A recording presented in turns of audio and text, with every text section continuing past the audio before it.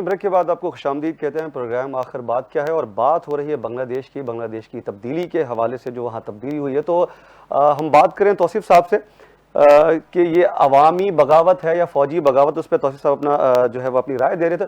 جی توصیف صاحب کنٹینیو کیجیے. دیکھیے شیخ حسینہ واجد کے زمانے میں بنگلہ دیش نے حیرت انگیز ترقی کی. 1970 میں جو تعلیم کی شرح تھی وہ 20% سے کم تھی, صحیح. اور 7% لوگ جو ہے وہ صرف وہ تھے جو غربت کی لکیر سے اوپر تھے. ٹھیک. اب ہم دیکھتے ہیں کہ 77% لٹریسی ریٹ ہے, غربت کی سطح خاصی حد تک کم ہوئی ہے. آئی ٹی کی ٹیکنالوجی نے نوجوانوں کو مسلح کیا. اصل میں نے ایک جگہ لکھا تھا کہ نیلسن منڈیلا جو ہیرو بنے وہ اس لیے بنے کہ وہ مقررہ وقت پہ چلے گئے. اگر وہ اب تک جنوبی افریقہ میں حکومت کر رہے ہوتے تو ان کا بھی وہی حال ہوتا.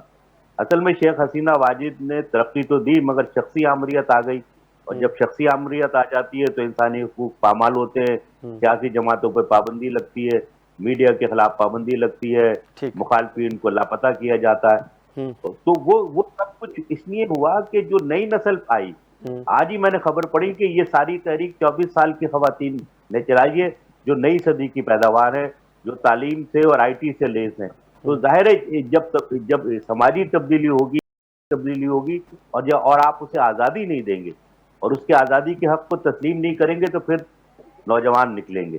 سوویت یونین کے ٹوٹنے کی بھی ایک وجہ تھی, اور یہی وجہ جو ہے میں سمجھتا ہوں حسینہ واجد کے جانے کی ہے. اور یہ تیسری دنیا اور مسلمان ممالک کے تمام حکمرانوں کے لیے سبق ہے کہ اپنی حکمرانی کو طویل نہ کریں اپنی محض ذاتی خواہشات کے لیے, بلکہ مختصر دولت وقت پہ عوام کو کچھ دیں تو آپ ضرور ہیرو رہیں گے, ورنہ آپ کی معاشی اصلاحات جو ہیں وہ بھی ضائع ہو جائیں گی. ویسے بنگلہ دیش میں کچھ حلقے کہتے ہیں کہ انڈیا پر حد سے زیادہ انحصار تھا اور یہ انہیں مہنگا پڑا. اس پر آپ کیا کہیں گے؟ دیکھیے انڈیا کی وجہ سے انہیں آزادی ملی, اس کو انکار نہیں کرنا چاہیے.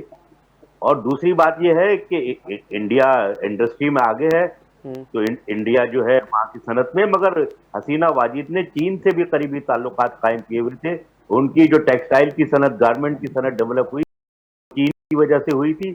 تو یہ صحیح ہے کہ چین اور انڈیا کے درمیان توازن کا معاملہ تھا, مگر بنیادی معاملہ شخصی آمریت کا ہے کہ جب سماج تبدیل ہو رہا ہو, معاشی اور سماجی ویریبلز میں تبدیلی آ رہی ہو, ترقی کا عمل تیز ہو رہا ہو, اور آپ شخصی آمریت قائم کریں, آپ جبر کا نظام قائم کریں, تو پھر وہ قائم نہیں رہ سکتا. اچھا, یہ بہت بنیادی بات ہے سمجھنے کی. جی ان کے صاحبزادے کا بھی کہنا تھا کہ جو سجیب واجد ہیں وہ کہتے ہیں کہ جی بنگلہ دیش جو ہے وہ دوسرا پاکستان بننے جا رہا ہے.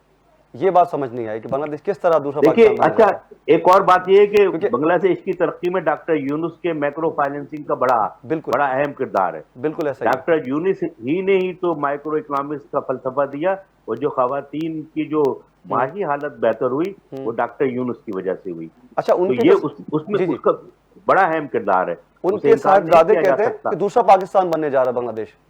اب یہ تو دیکھیے یہ سوال ہے, یہ سوال ڈاکٹر یونس کے لیے بھی ہے, طالب علموں کی تحریک کے لیے بھی ہے کہ وہ جمہوریت کو بحال کرتے ہیں اور ترقی کے عمل کو تیز کرتے ہیں.